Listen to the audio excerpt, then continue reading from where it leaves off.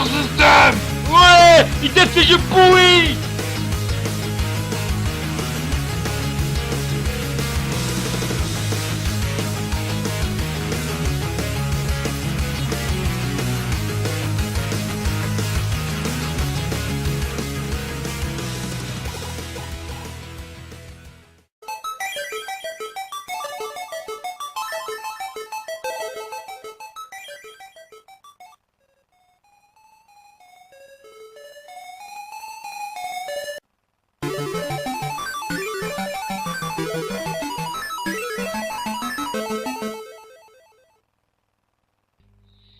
Pit Fighter sur Master System.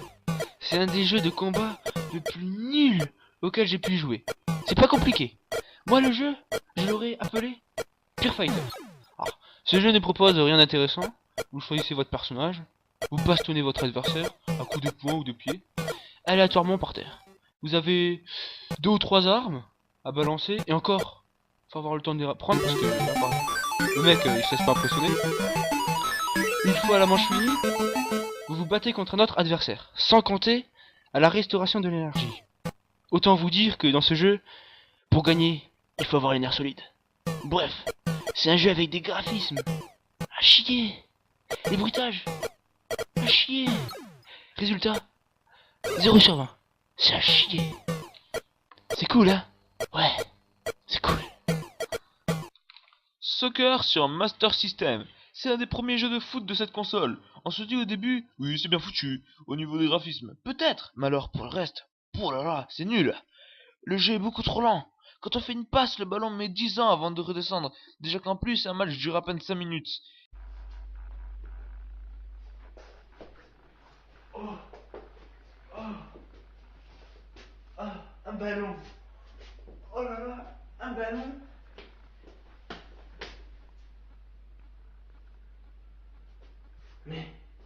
Mais donc là?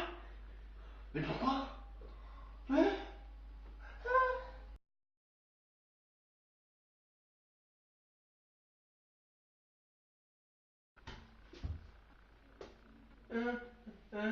Oh putain, il fait un pire cauchemar. Il réveille une écrevisse. Oh là là.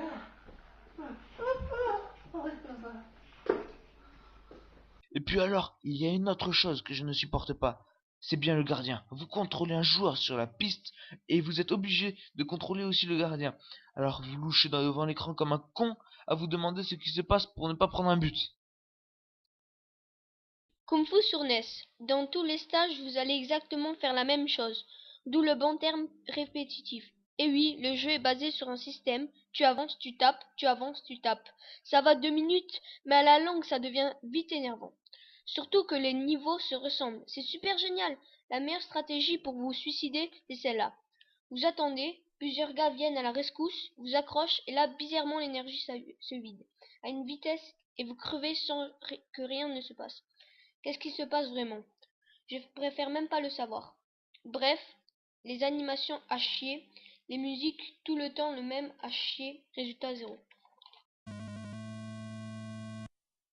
Donkey Kong sur NES, vous êtes nombreux à avoir aimé ce jeu. Franchement, moi à l'époque, je n'ai pas trouvé génial. Je vais vous expliquer mes raisons. La première, les décors sont vides, on a toujours un fond noir. C'est parce que ça gêne, mais ils auraient pu faire quelque chose de joyeux, non? Le deuxième, les bruitages sont vraiment affreux, comme Mario March, ou sinon plus connu sous le nom de Jumpman à l'époque. Jumpman. Ce qui, 20 ans plus tard jusqu'à aujourd'hui, son nom définitif, Mario. Petit coup d'histoire au passage, bon bref. Quand je prends une marche, on dirait qu'il y a des chaussures trouées. Écoutez-moi ce magnifique bruitage. Voilà mes raisons. Après, vous ne vous sentez pas obligé de mettre une bonne note au jeu, alors que c'est Mario. Imaginez si on aurait eu le personnage de la skill, Sega, image musique, ça aurait été plus facile à faire des comptes box. Mais je pense pas que le personnage aurait collé à ce genre de situation.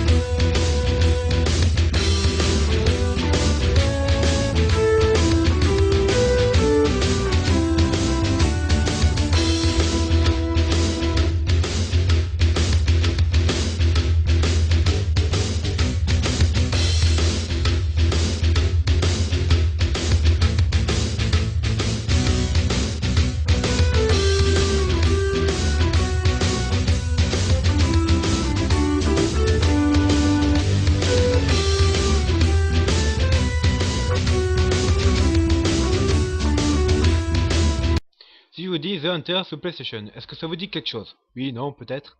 Non, eh bien, c'est ce jeu-là. Si vous ne connaissez pas, ne vous inquiétez pas, c'est normal. Il n'a pas été tiré à des millions d'exemplaires. Je me souviens encore que je l'ai eu, c'était au magasin JV, pour une fois qu'ils ont une bonne idée. En plus, pas cher, il ne dépassait pas les 5 euros. Donc, ce jeu consiste à ramasser des caisses à chaque niveau pour avoir un max d'objets, pour ensuite les revendre et augmenter le niveau du personnage. Il se joue à la manière d'un jeu de société avec des dés. Vous avez les dés bleus pour gagner des mouvements en plus, les dés rouges servent à augmenter l'attaque lors des combats, et au contraire les dés jaunes qui vous font augmenter la défense. Et les dés de couleur verte servent à poser les pièges là où vous êtes. À chaque stage, vous avez aussi des petits drapeaux implantés un peu partout, mais il ne faut surtout pas s'emmerder à aller les chercher, pour en fait ne rien avoir, vous avez une chance sur deux de recevoir un piège en pleine tronche. Déjà que le stage en est rempli, vous pouvez avoir des méchants à vos basques, comme si ça suffisait pas. En haut de l'écran à gauche, vous avez une pioche qui vous indique combien de dés il vous reste pour la partie en cours. Si celle-ci arrive à 0, le gros méchant du jeu apparaît et autant vous dire, barrez-vous.